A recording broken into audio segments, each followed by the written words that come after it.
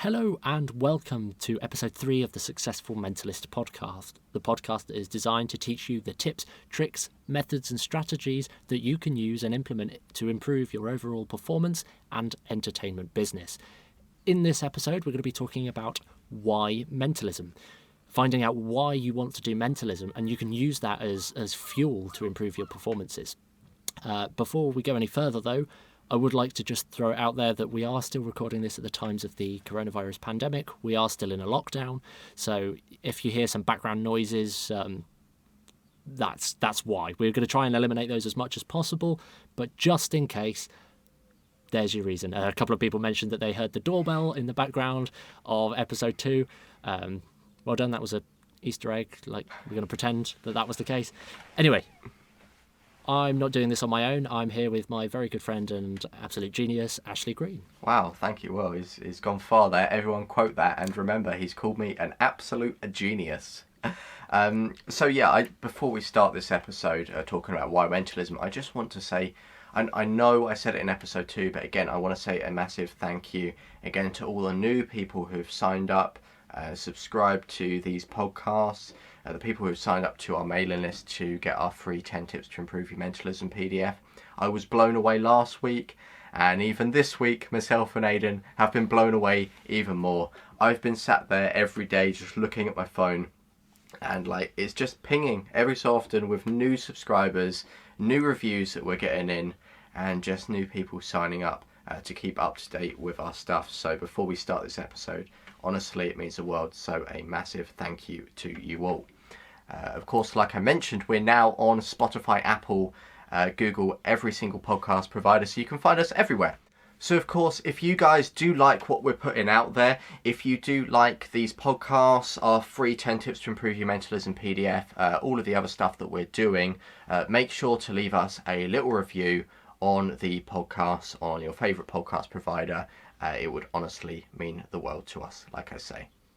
Yeah, definitely. I mean, just to reflect what you're saying, honestly, it's been fantastic to be checking the emails every single day, just jumping in, and we've got half a dozen new subscribers. It's honestly fantastic. So again, if you think there are other people that you know that would benefit from the 10 tips to improve your mentalism ebook and would benefit from the stuff that we're teaching and sharing, be sure to tag them on social media. Just tell your friends, tell as many people as you can. We really want to get to as many people as we possibly can, and the only way we can really do that is through your support, which has been fantastic so far. But anyway, to get on to the topic of conversation for today, why mentalism? So I think probably the best way to approach this is to start by explaining why we do mentalism, and then we can go into a little bit more of the nitty-gritty from there. So Ashley, why don't you start? Why do you do mentalism? Yeah, so it's something that we've kind of covered it, at least our story of how we got into doing what we do in episode 1, and I think we hinted on it again in episode 2, transitioning from magic to mentalism. But in terms of the deep down answer of why I do mentalism, apart from what I previously said, I really enjoy it, and I love just being able to connect with my audience. For me personally, I have a background in magic. I used to go out as a teenager. I would do card tricks. I'd done stage shows at massive theatres, doing just regular magic tricks. And it was good fun. But now that I'm doing, mind reading, mentalism, whatever you want to call it, the reason why I read minds is I just feel like I'm more connected with my audience. I feel like they resonate more, and it helps me stand out, as I mentioned last episode, but it's just the fact that I give them a different kind of feeling. Instead of people looking and going, wow, that's an amazing card trick you've done, that must be some serious sleight of hand, they're kind of blown back, and because I take this whole psychic approach, they are just kind of in this world where they're like, is this real? Is this not? I love that question between it, where they're kind of trying to work out how I'm doing, but then at the same time they're like, could this be real? Is this guy a genuine psychic? I love the whole story about it, and I love just being able to delve into people's minds and extract their memories and their thoughts, because for me it's just so much more of a personal experience for my audience.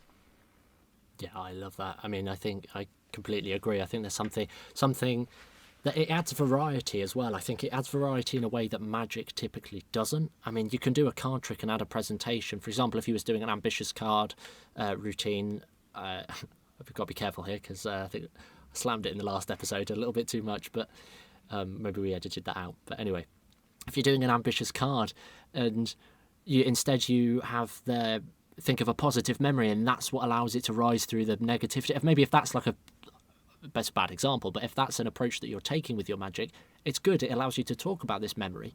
But with mentalism, you're specifically looking into that memory. It's not you're using it as a means to an end. You're actually using their memory to just recreate it and create that experience for them. That just adds variety in a way that I don't think many other sort of art forms can do. I have plenty of examples, and the most recent one I had, obviously pre-lockdown, was a lady. She was at the Magic Bar, Houdini's Magic Bar, where I regularly perform at, and I went through this kind of whole sort of reading with her, explaining various different things about her life, her goals, where she wants to achieve, all of those sorts of things. And then I started saying that I'm picking up on the name of one of her relatives, and then I revealed the name of, I think it was her daughter. Anyway, she came in the next day and she was still talking about it. I'd done plenty of things the previous day. I'd shown her a few card tricks because she was interested in that. I'd shown her some various other different demonstrations of mind reading. But the thing that really stuck out to her, and the thing that she kept talking about the next day, was how I managed to guess that her daughter wore glasses and that I knew her name. Out of every single thing I'd done, all the impossible things, it was the fact I knew her daughter wore glasses and I knew what her name was. And I think that is just a perfect example of how, like, you can use this emotion to help people remember you and what you do. It's a fascinating story. I love it. Every time you share it, it's just it just really reflects the I'd say the importance of mentalism, to be able to just go that step further and just try and find a way to resonate with people in an interesting way. I just love that. So obviously I've given a brief insight into why I do mentalism. Why do you do it, Aidan? What's different to what you've obviously previously said? Yeah, so I think that's an interesting point. Obviously, the guys that have listened to me on the previous episode, you've heard like my transition, my passion for psychology, and then actually pairing that with my magic, and it kind of just came quite naturally, almost like I followed a trend.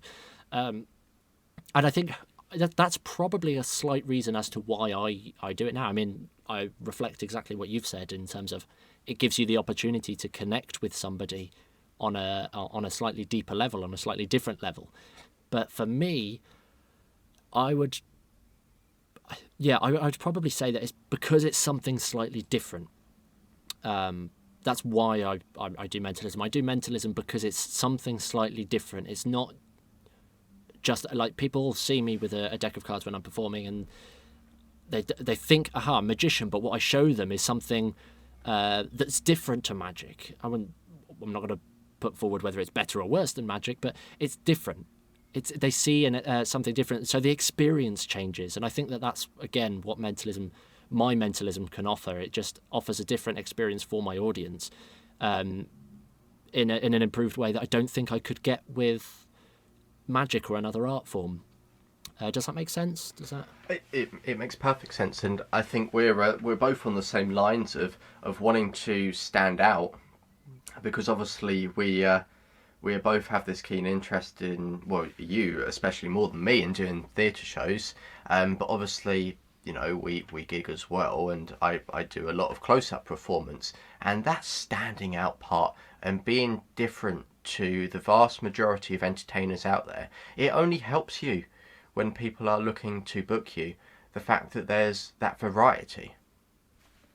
It benefits you more. I completely agree. I think it's one of those situations that because it's something different, you're able to market yourself and you're able to present yourself across in like every possible way as something slightly different. And people are interested by different things. People are interested by things that they don't know everything about. I mean, for the most part, I would argue that people look for a magician because they, like, for an event or a wedding or whatever it is, they look for a magician because they've seen a magician before at that kind of event, or because somebody else has suggested it, so they kind of know what they're expecting. But I think when they're booking somebody like a mind reader or a mentalist or whatever you want to call yourself, I think that's a really...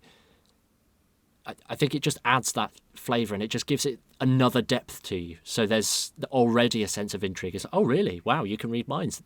I'm intrigued. I want to learn more. Rather than, I do magic. Like, I do magic tricks or whatever. It's like, oh, cool, that's great. Yeah, I saw this magician once. It just sets you apart very slightly, I personally think, at this point in time. Yeah, so I think this is the perfect point to just ask our viewers or listeners, well, mainly listeners, because we are a podcast. The viewers are just for the people on YouTube, seeing our lovely faces. But yeah, it's a perfect point to ask our listeners here, why do you do mentalism? What is it that brings you into mentalism? What is it that you want to do? And I know Aidan has some fantastic points on this whole subject. Yeah, I mean, I think understanding your why, and it goes for a lot of things. I'll say this in a mentalism context, but my sort of thoughts here, you can apply to anything within your life. And I think understanding your core purpose and understanding the why is fundamental. It's probably one of the most valid and valuable questions that you can answer. And I think, personally, the approach to do is to sit there, and I would encourage doing this with like pen and paper and actually physically writing this out. I'm also going to put together a little document that it'll be available on our website, I'm sure, and you'll be able to download and actually write on that instead, that goes through these points. But I think the first thing to do is to take a pen, take a piece of paper, a pad, and actually write down what is it about mentalism what was it that makes you curious? Why do you have an interest in mentalism? Physically write this down. Write as many points as you possibly can, because the more the better the outcome will be here. Write as many different points about what it is that attracts you to mentalism, and don't just put things like it's cooler than magic, or it's better than magic, or it's something interesting, like, or Darren Brown's awesome at it. Like, really go deep and think about it from your own perspective. What is it that you specifically are attracted to about mentalism? And once you know that, you can then start thinking in other ways. You can start thinking about the other key points and thinking about your other whys. And for example, you can take a reason why and think, can this be done in any other way? For example, like, just to use the point that you mentioned earlier, can you take your why being it allows you to connect with your audience in a slightly different way? Can you do it in a different format? Can you do it via public speaking? Can you do it via juggling oranges and riding a unicycle, like we've touched on in previous episodes, because we're strange? Or is it spongeable mentalism? Like, that's a bad example, but you get the idea. It's like, is there another way in which you can do that why? Can you convey that purpose? And if so, then that's great. Like, you could either do that or combine that with your mentalism. I know this is kind of sounding vague because I'm not giving a specific example here, but I think it's important that I don't, because this is a project for you to actually take away and think about yourself. I'm happy to answer questions as well, and again, I know Ashley would be sure to do the same. So if you've got these questions about any of this, just email us, message us, social media, tag us, comment us, do all that stuff. But just to go back, if you can't find any other way to achieve this why that you've established, then great. Then you know, and you can be fairly confident that mentalism is the exact reason, and now you've got a secure, solid purpose for doing it. And ultimately what you're after is a bunch of points that will allow you to know everything about why you're doing it, and then that will fuel what you're doing. So you'll be able to pick the right tricks based on what it is that you're trying to achieve. If you're trying to just make people laugh, obviously you're going to start picking tricks that allow you to have a bit more fun and play around. But on the flip side, if you want to try and connect with people on a deeper level, like I know Ashley really, really is a big, strong advocate of that, then great, that's going to fuel your presentations. It's going to allow you to pick the right tricks. And it'll just give everything that you've got rocket fuel. It'll help your marketing, your branding. It'll help everything. Does that make sense? Yeah, and I think what I see in that is a much deeper question of what do you want in life? What do you want to get out of this? What do you want to have achieved by the time you're 50, 80, whatever? What do you want? What makes you happy? And like you're saying, if mentalism is a key to that, then great. If it all depends what you're after, and I think that's why you can't give a specific answer, is because we're all unique individuals. We all have these different goals, these different dreams of where we want to go and take our life and take this mad little journey that is. And yeah, I think it is ultimately just sitting down and looking at the deeper answer of what do you want to achieve with the time we've got on this planet. That went deep for a second. It did go very deep, but I think it's really important. And I think it's really important to think about this, whether you're used to it or not. As I said, like before I even started explaining this, it can apply to everything. Take this principle, this understanding, like ask yourself why. What is it that you're after to get out, like from this? I know that I've just jumbled my words there, but what is it that you're looking for in this specific art form? What is it that you're looking for in this specific hobby or this interest, this passion, or in this lifestyle? Like, what is it that you're looking for? And then everything that you can possibly do, you can do with intention.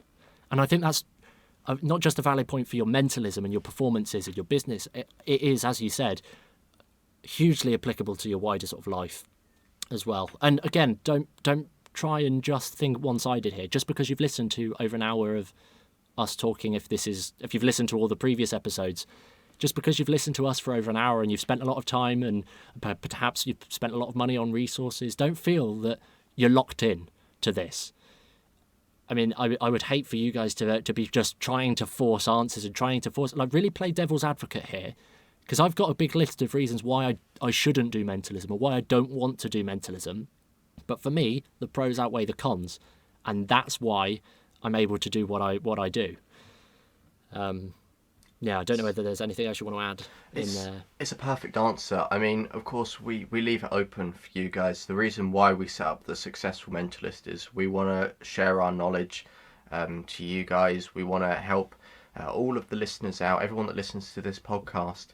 So we always leave it open every episode. We say that if you have any questions you want to elaborate on and let us know, just literally leave a comment on social media or just message us. I was speaking to one of our listeners the other day and he was asking for a little bit of a business advice, and I was saying, it might sound different from what he first set out. I was like, don't do it where money's the goal. Do it for happiness. Do it because you love it, and then if money and fame follow, then they're just additional bonuses along the way, but as long as you're happy doing it.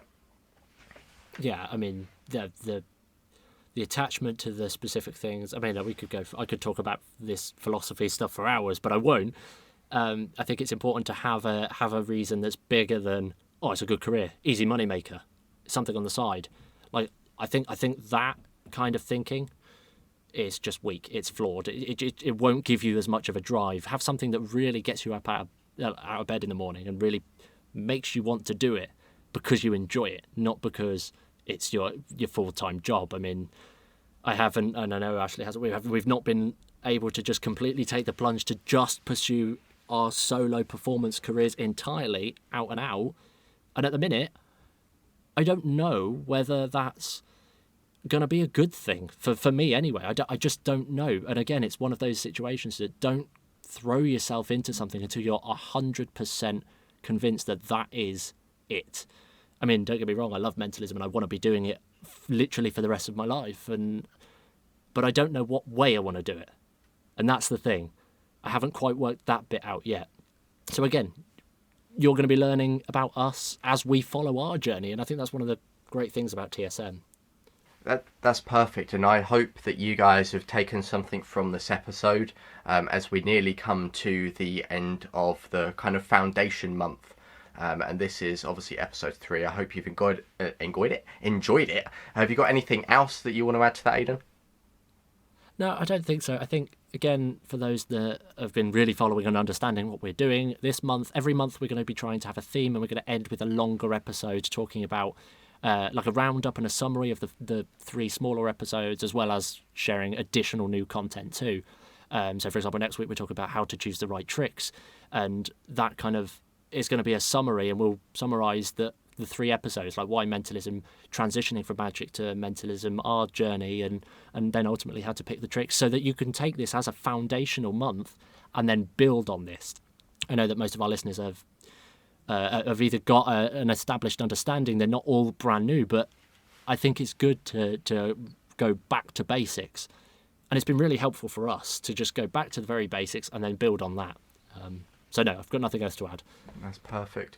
Well, as always, guys, I hope you enjoyed this episode. And honestly, for those people that take the extra time, like the extra 15 seconds to scroll down on the podcast and just leave a review, leave a comment, it honestly means so much to me and Aidan, because we put so much work into it. So if you do leave a review on the podcast or even on Facebook, thank you so much. But until next week, guys, we'll see you soon. Catch you later.